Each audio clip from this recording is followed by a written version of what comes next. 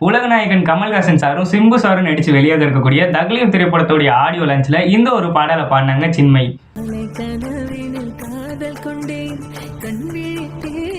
ஒரு பாடல் தான் இப்ப ட்ரெண்டிங்ல இருக்கு அப்படின்னே சொல்லலாம். இந்த ஒரு பாடலை தீ அவர்கள் பாட வேண்டியதுதான். அவங்க ஒரு சில காரணத்தினால வர முடியாதனால இவங்க பாடினாங்க.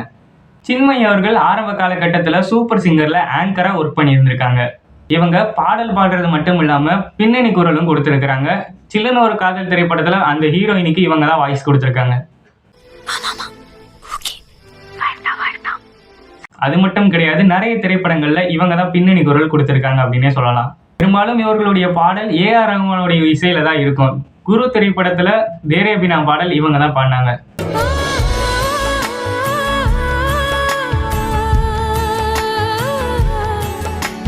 மையா மையா பாடலும் இவங்க தான் பாடினாங்க.